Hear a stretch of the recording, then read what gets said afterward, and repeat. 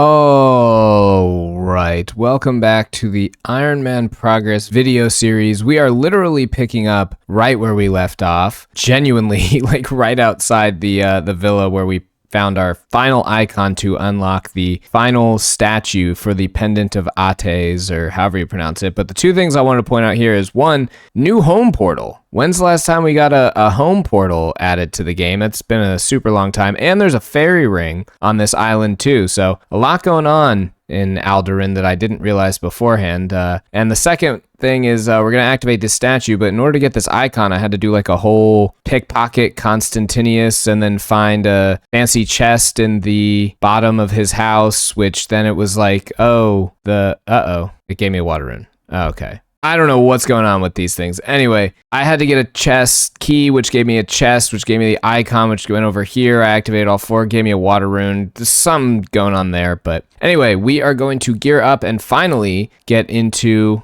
ooh, cute little pet, the Perilous Moons content in this episode. It's happening. Gonna go gear up right now. Let's do this. I started getting ready and then realized I don't have a Zamorakian Hasta. I only have the spear. So let's go and make that real quick, and then we will get another calcified moth to bring us back. We'll head to the barbarian outpost place, go talk to Otto at his grotto, and he'll make one of these for us. The only one we had before this was the one that we turned into the Dragon Hunter Lance. So we have to make another one. And good thing we've done some Zammy. We got one more in the bank. So we'll have a Hasta, a spear, and a Dragon Hunter Lance. Just, you know, in case we need it. I wish more weapons had a little cutscene like this where they show the guy making it. Kind of unique. Hate this icon, but there we go. That is the Zamorakian Hasta, and I believe that is supposed to be on stab. Excellent. It is already on there. Okay, here's what we got. We got the Nate's Knot. We'll start out with the Hasta and the Dragonfire Shield because I believe Eclipse Moon is the first in the rotation. And then we've got the Tomatli for Blue Moon. And we've got the Abyssal Whip for the Blood Moon. Crystal Halberd is listed as the best spec option, but it says that I'm supposed to use it as the last hit before the boss changes phase. I don't know if that's going to be complicated or not, so we'll also bring Burning Claws just in case. Those are, you know, they feel better to use or whatever. So we've got it all in there, and then I guess this will all come back to me, but during the Eclipse Moon phase, I'm supposed to bring a God Sword for the clone phase. I guess I should have a Colossal Blade, but I'm sure God Sword will be fine. And then that's everything. Everything else you can get inside the minigame, I guess. So we will head on in there with all of this stuff, and I will learn how to do this because I've only done it like once for the quest, I believe. So, okay, let's just make sure this is on Crush. Yep. And then this is on Slash. Yep, solid. And then we've got the Dragonfire Shield, which is, you know, fun to use. And this is, we're supposed to have a lot of defense bonuses in here, so it does appear that we do. Okay, so I'm gonna head in and follow this general route thing. It says northeastern entrance to the stream-bound cavern to start. So we will head in here. That's northeast to the stream-bound cavern. I'm sure after a while I won't need this thing at all, but I definitely want to start with it because I have no idea what I'm doing. Okay, after that it said restore run energy as needed to the camp spot. Search the supply crates for anything you might need. Okay, so this is obviously the camp spot. I guess we'll take everything. There we go. How do I restore run energy at the camp spot? Okay, I haven't figured out the run energy thing, but Moonlight Potions, Moonlight Grub Paste to a vial of water. All right, so let's do that.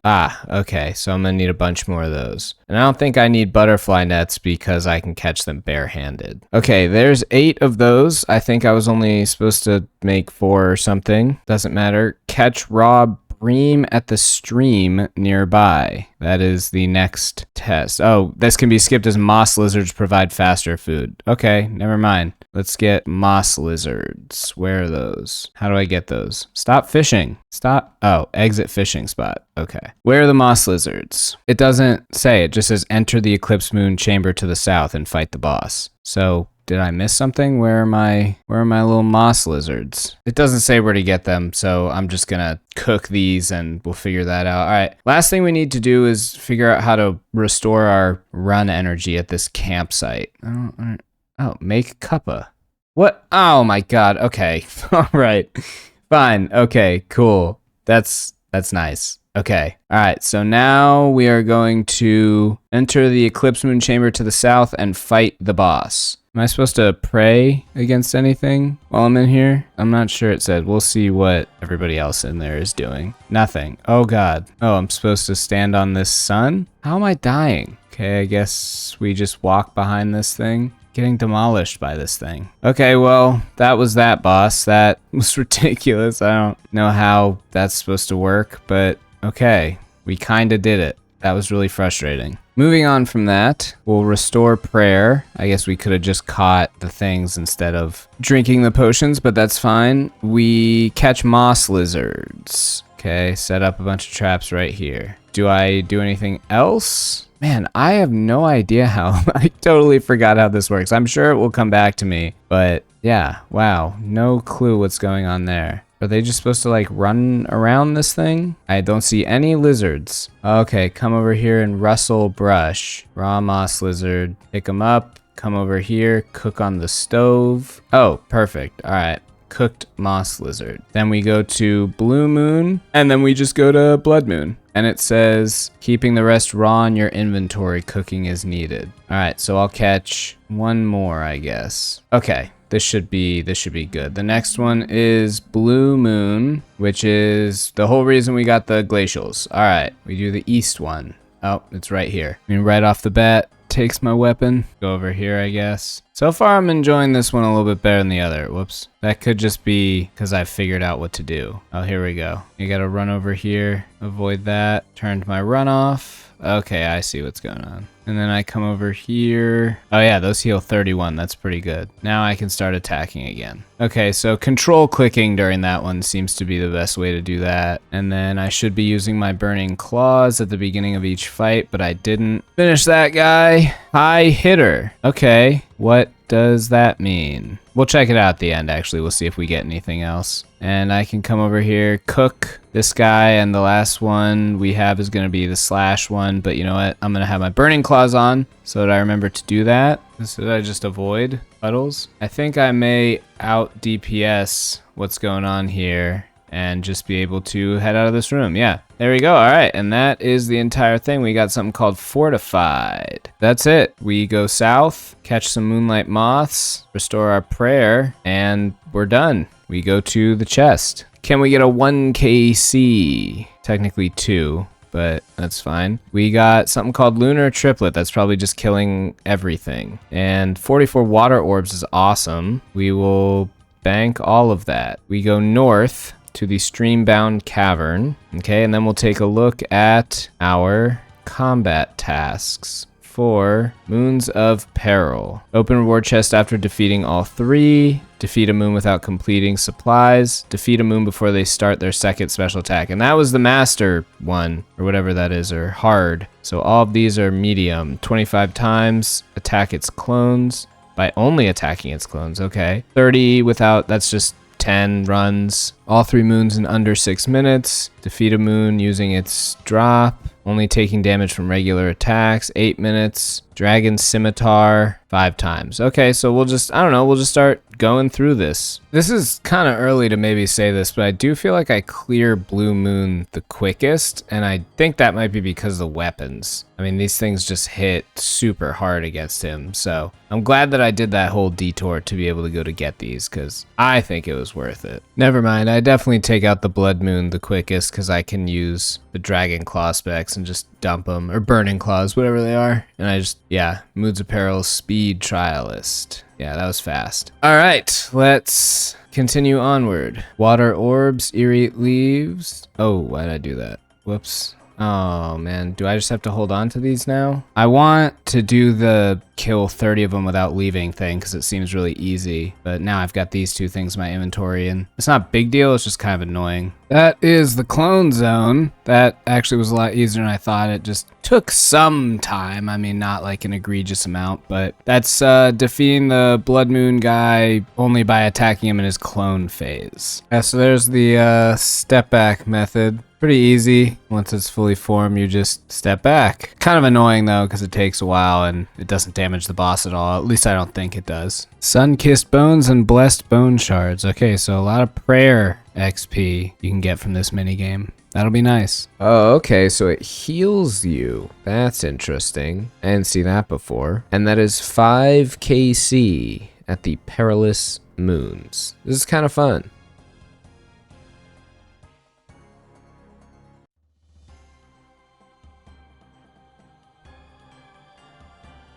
Oh, did the whole thing. Didn't get hit once. That was impressive. That was cool to watch. I didn't even do anything special. I just clicked. Yeah, definitely the Eclipse Moon is my fastest one just because of the clone phase. I just smack with the God Sword. Blue Moon is definitely the slowest because of all of the dumb little specials that it's got. But like this one's stupid. Why does it take so long to get my weapon out of there? And then I come over here and I stand, but eventually ice is gonna form under me. Or maybe it doesn't. Maybe I'm in the right spot this time. But anyway, yeah. Blue Moon is definitely the most annoying. I would say Eclipse and Blood are really easy. Blood because it's slash, you just like fly through it, but yeah, blue is definitely the most annoying. There's Perilous Moon Speed Chaser. So that's the under 6 minute one. I had a feeling that I would get that one eventually. That's a much easier speed task than some of the other speed tasks that you get. So I'm pretty happy about that. I think all I have left are KC tasks and like weapon tasks that I can't do. We'll take a look. I have to do the Dragon Scimitar one. I can do that one eventually. Only taking damage from regular attacks. I'll get that one eventually. Honestly, the Eclipse Moon fucks me up with the walk behind the shield thing. That one's tough. And then yeah, 25 times. We'll get all these. We'll be able to green log the combat achievements before we leave. Fat of the Land, I think that is 10 times in a row, which would make sense because I think this is our 11th KC. I thought I got the no damage from anything other than specials as well, but I guess I didn't get it that time. Wormling Bones. What in the world are these things? Oh, they're just like mini bones. Okay. Kind of stinks that other weapons that you get from this aren't like super good against their like respective boss. Like the Tomatlis are really good, and I guess the dual Macarenas or whatever they're called are like even better against the Blue Moon. But it sucks that there's not one for like the Blood Moon or the Eclipse Moon. Like that would be cool. Not that you really need it, since, you know, if you have good enough gear, like you're pretty much set. But it'd be cool to have like the slash weapon be really good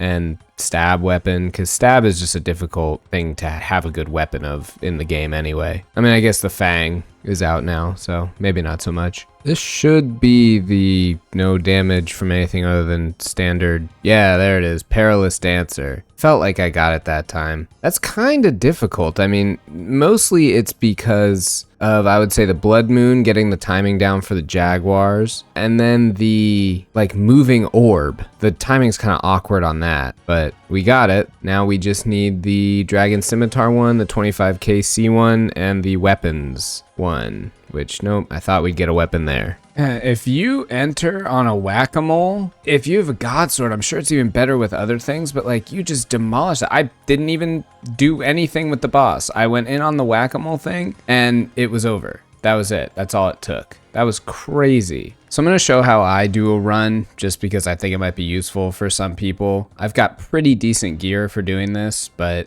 it should still be useful. So first we go into the Eclipse Moon boss, and what I like to do is I like to just take a look in here and see what's going on. Typically you can tell if it's in one of the specials. If this little middle area lights up, it's on the whack-a-mole special and you want to run in there. But if you don't see anything on the ground, like any of these little areas lit up, that's probably because it's on the orbit special. So I like to wait because I really don't like that special. So I usually just sit here until I see something going on in there. Either one of these grounds light up or the center lights up, because I don't want to go in there during that special. Sometimes it takes a while, which it seems like it is right now. And I downloaded the tile packs from the tile plugin, and then I just made these little gray tiles on the outside too. Okay, you can see the middle lit up, which means the whack-a-mole special. So then you just run in there, get it started. I should have changed my gear, but this one's easy. You just click the direction that it's facing. I like to just click the tile right outside where you stand. Some people like to click on the boss, whatever's easiest for you. And if you have a good enough weapon, you can do some serious damage during this special, which I really like. It makes the boss super enjoyable. I think that other Moons of Peril bosses should have that capability to do damage during specials. Otherwise, some of them drag on and it makes it feel kind of janky. But if I was better, if I'd hit that first whack-a-mole special and if I just did more DPS, I would have been able to avoid the walk special, but it's fine.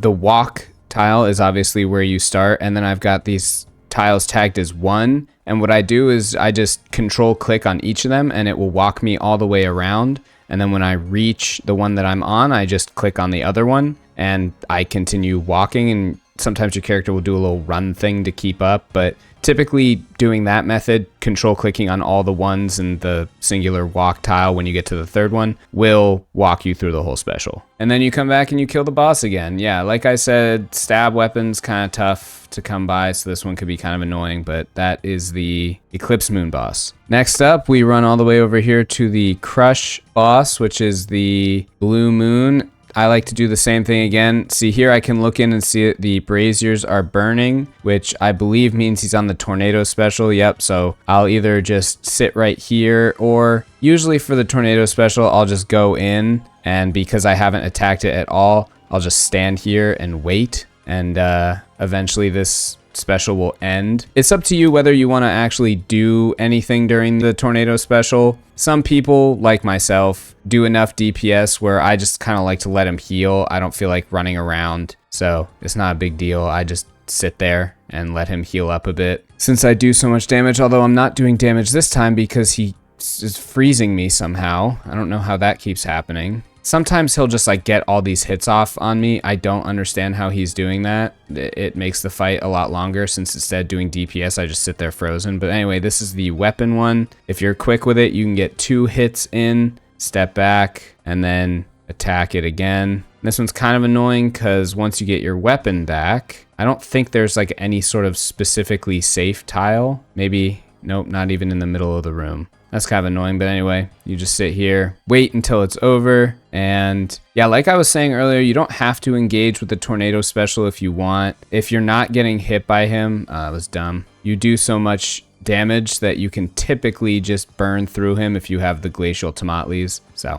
I don't usually do the special, but that's because I'm just being lazy. And then all of a sudden we are on the Blood Moon boss, and we run all the way down here. This is the slash one. This one's pretty quick too, depending on when you go in and the gear that you have, but its specials I think are the most annoying. You can see that it's on the Jaguar special right now. I don't really want to go in and deal with that one, so I will just sit out here and wait until it looks like it's about to be over. And there you go, the things on the ground disappeared, so I'm gonna come in here and start the boss. This is the one where the lack of being able to damage him during these specials is the most apparent, because both of them you're kind of doing things during. The rain one is fine because you just walk around, but the Jaguar one, it feels like to make it a little bit faster, the damage you do to the Jaguars, maybe like 50% of it should go to the boss itself. That would probably make it feel a little bit better. But the rain, you just kind of avoid the blood rain on the ground. It's got a pretty forgiving timing. As you could see, I stepped on it there and didn't get hit. It's pretty simple.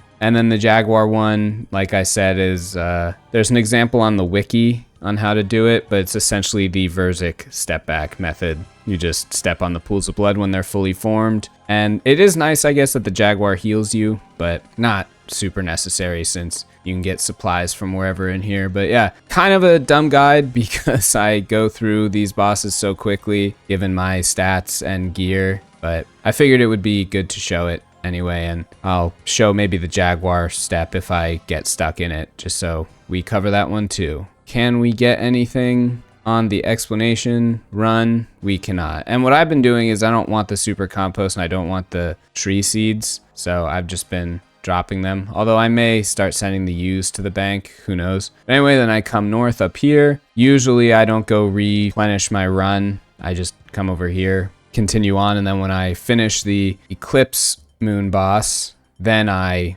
refill my run at the next campsite. Yeah, that's the whole thing. It's super fast, kind of brain dead, very brain dead, but it's nice. I think it's overall super well designed. And look, we get a whack-a-mole thing, and honestly, 396, if I have some good RNG, I should just like wipe out the boss right here just on this special. It's kind of insane how much damage you can do during it, which again, like I said, kind of makes the other bosses feel really slow in comparison. And rather than get rid of this, I think they should add ways to damage the other bosses during some of their specials. Yeah, it's looking like I'm gonna finish this boss off during the whack-a-mole. So I think if they just made the blood jaguars the same thing, it would feel a lot better. And then I don't really know what to do about Blue Moon, but you kill it so fast, it doesn't really matter. All right, so here's the Jaguar. You basically stand there when the blood is fully formed, take a step back. The timing is really simple once you get it down. And like I said, you will heal with your hits on the Jaguar, or at least sometimes you do. I don't know what determines whether you do or not. It seems to have stopped happening.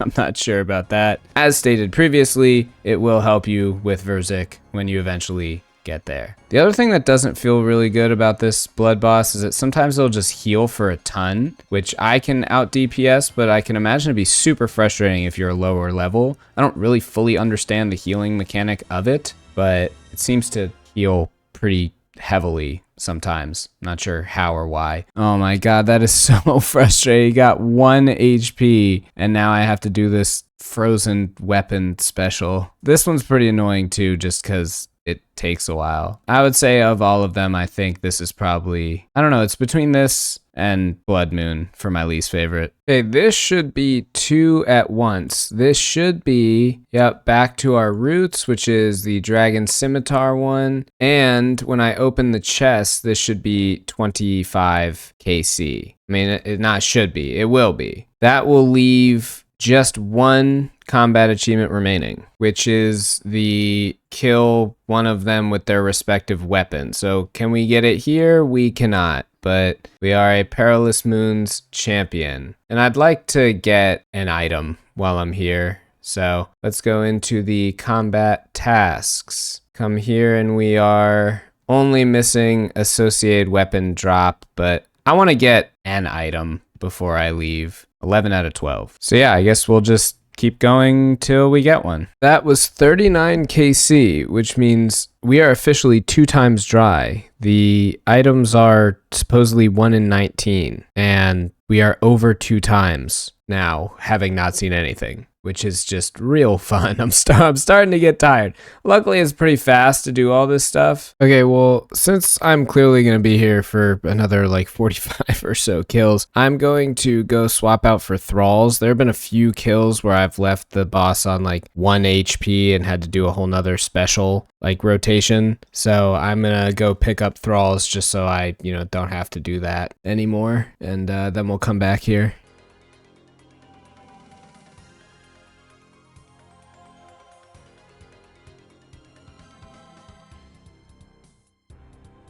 Wait, what? Huh?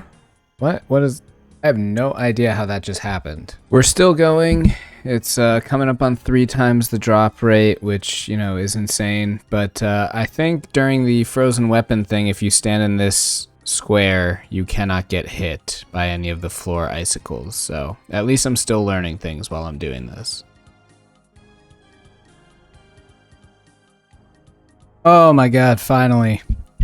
Oh my god, that was 58, officially 1 over 3 times dry, and that is the Blue Moon Helm. All right, well, there we go. That is part of a master stash, I guess. You need the full Blue Moon set, I guess. Okay, well, we're out of here. Next time we return to Moons of Peril will be for the back-to-back, but we can take a look at the collection log. Moons of Peril 58 with the Blue Moon helm to show for it. Well, thus ends our first trip into the Moons of Peril. I enjoyed it. I think that boss dungeon, whatever you want to call it, is super well made. I think it's excellent content. I'm looking forward to going back, but not for a long time because I grinded out like almost 60 of them in like almost one sitting, and I don't really feel like going back right now. But it's definitely something I could see like during a bingo or something. If I'm looking to like contribute to the team and not want to like boss, like really boss, that would definitely be something that I do. So I also need to get a full Blue Moon set for a master stash. So before I do any like serious master clue scroll hunting, whatever, I'm definitely gonna have to knock that out. But all right, I think I'm gonna call it for this episode. We did exactly what we said we were gonna do, which is finally go to the Moons of Peril. Hey, beginner clue. Now we can move on knowing that we conquered that content and try something else. I kind of want to go back to mastering mixology. I think they've made some further changes to it, so I want to test those out and maybe do some Slayer, maybe do some Shades of Morton, actually. I was thinking about that lately just because Redwoods kind of got me thinking about it, but we'll see what happens in the next one. But without further ado, thanks for watching. Have a good one, and I'll see you again next time.